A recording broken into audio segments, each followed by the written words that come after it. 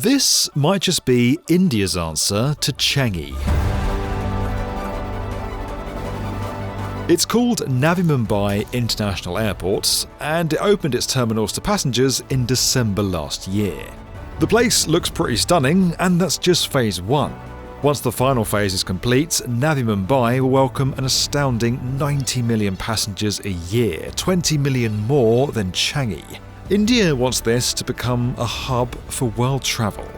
Now, you'd be right to raise an eyebrow to any newcomer being compared to Singapore's Pride and Joy. That is arguably the best airport in the world. But don't forget that Changi was a military airbase long before it became a civilian facility.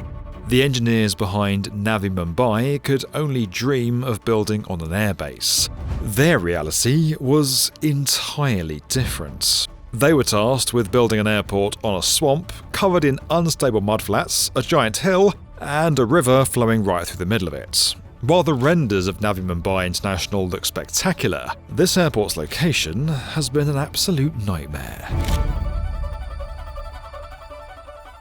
India has one of the fastest growing aviation sectors on the planet, behind only China and the US.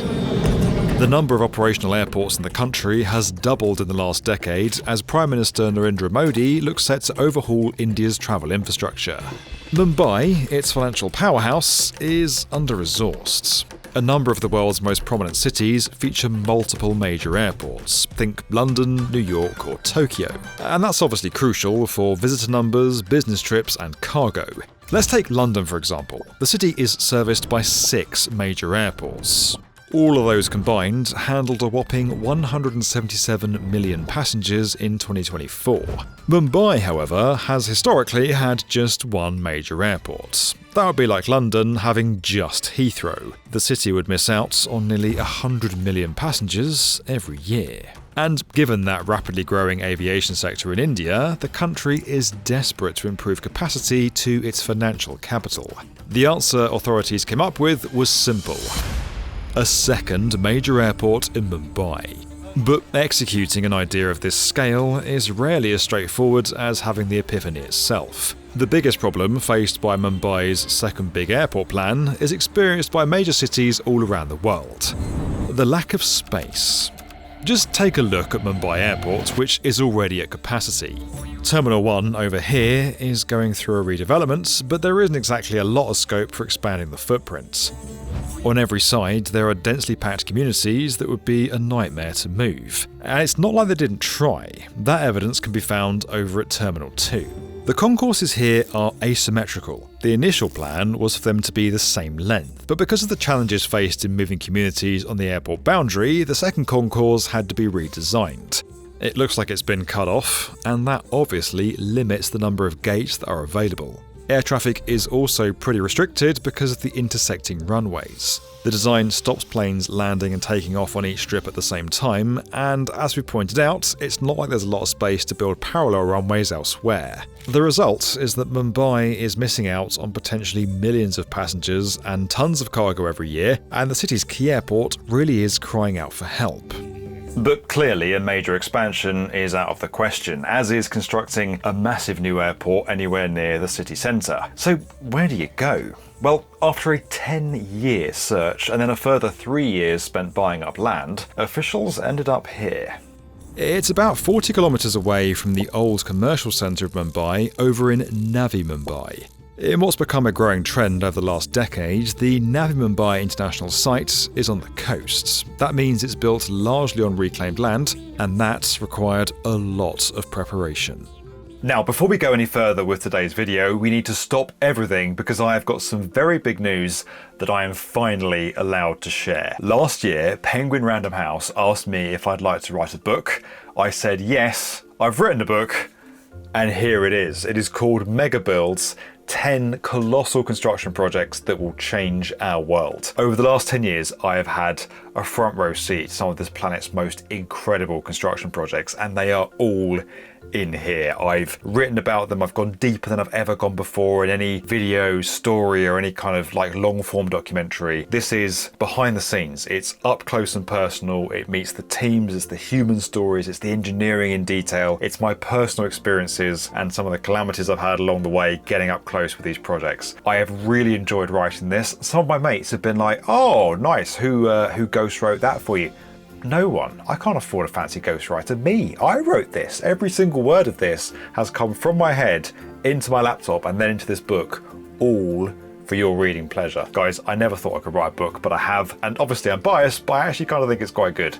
It is available to pre-order now. The link is below. Pre-ordering is incredibly important. Basically, my entire future happiness depends on you pre-ordering this book. So guys, if you love the B1M, if you love these stories, if you love learning more about construction in a down-to-earth way that's easy to understand and can be read by anyone, go and pre-order my book, Mega Builds, today.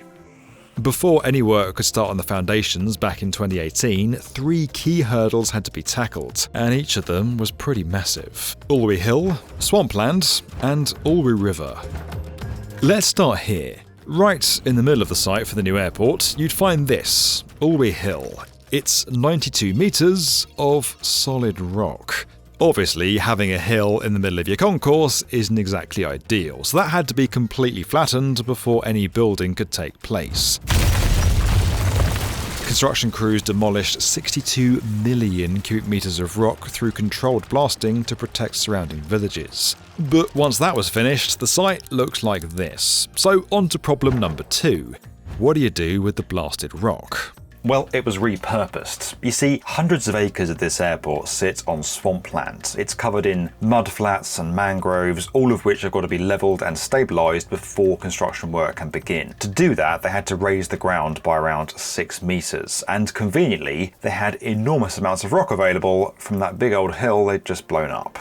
What's really cool is that these guys blasted the rock at specific explosive power designations to create rock fragments that were the ideal size for land development and reclamation. The blasted rock was basically dumped into marshy areas, puncturing and displacing the soft clay. The weight of all that rock then compacted the soil, making it stronger and reducing the amount of intensive treatment that was needed to thicken any weak ground. But that wasn't the final hurdle. This is Ulwe River in 2019. Originally, it cut through the middle of the site, but beyond acting as an interesting water feature, a river through a runway is actually incredibly impractical. Engineers were left with no choice but to redirect it. You can see it's been cut at an angle, diverting around the site, and if you're thinking it now looks bigger, then you'd be right. Navi Mumbai Airport is surrounded by villages whose people have watched this site completely transform. But within those communities, there's a very real concern about flooding. You see, swamp and wetlands absorb water through the vegetation and soft soil. But as we pointed out, large swathes of that land have been filled in with non-absorbent rock, leaving villagers wondering where water will run during heavy rainfall. And that's why Ulwe River has been expanded and deepened. In some areas, it's grown from 25 metres wide to an impressive 200 metres wide. The hope is that the larger area is going to control excess water during floods. And just before we move on, remember that hill that had to be flattened? Well, that wasn't the only thing that needed taking back down to ground level. Overhead tension cables had to be rerouted underground to stop aeroplanes from flying into them. Now, after 7 years of construction, the first phase of the airport opened on Christmas Day 2025, featuring a control tower, a single runway, a fire station, and Terminal 1. Already, Navi Mumbai is able to serve 20 million passengers a year and 500,000 metric tons of cargo. But by the end of Phase 5 in the 2030s, this airport's going to be unrecognisable. The site's being enhanced with a second parallel runway, 3 more terminals, and additional cargo capacity. The plans will see Navi Mumbai International eventually processing a whopping 90 million passengers and more than 3 million tons of cargo every year. And it's pretty breathtaking to look at. Designed by Zaha Hadid architects, it's modelled to resemble a lotus flower, the national flower of India. The foundations are being developed using high-strength reinforced concrete and precast panels to try and speed up the construction process. The whole thing is a really impressive accomplishment given how incredibly impractical this site was at the start of the project. At the front, 12 columns shaped like unfolding petals diffuse light into the terminal as part of a striking two-tier system. 17 giant columns are then hidden behind them to take the incredible weight of the 370-metre canopy roof. That curved roof is created using a steel framework supported by a network of steel girders and cladding. Each section acts like a petal, formed using large-span rectangular steel trusses. Those trusses are able to carry a massive amount of weight, and the result is the ability to reduce the number of columns inside the building. The goal was to create a beautiful open space with natural light flooding in through the skylights. And I think it's fair to say, mission accomplished. But those holes in the roof are about a lot more than just giving passengers something nice to look at. They actually catch and channel monsoon rainwater and help reduce wind resistance. Altogether, they're incredibly practical. And actually, I just want to touch on the site location one more time, because sure, we've already shown you how far this is from the city, and yes, moving away from the hustle and bustle means you have more room to play with. That's understandable. But what makes less sense is the very limited travel infrastructure that now leads to this open and active airport. A new road network has been constructed, but for the time being, there's no rail access. There are reports that the mobile connectivity in the area is pretty poor, so communicating with app-based transport systems is difficult, and the taxi system is facing delays. Now, there are plans for a new metro line between the old airport and the new Navi Mumbai International, but that's not going to be ready for a number of years. The one silver lining is the impressive Trans-Harbour Link, the country's longest sea bridge, which opened in 2024 and connects Mumbai over to Navi Mumbai. But the journey to the new airport by car can take up to 3 hours from some of the suburbs, and that's the last thing you need when you're about to hop on a long-haul flight.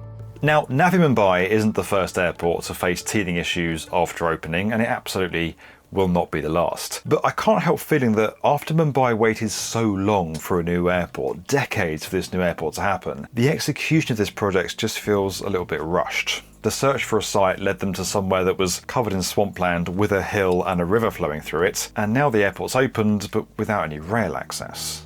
And let's be clear, we're still in phase 1 of this project. Navi Mumbai International has an incredibly exciting future. To me, it looks a lot like one of the world's fastest growing aviation economies, could be about to reach new heights.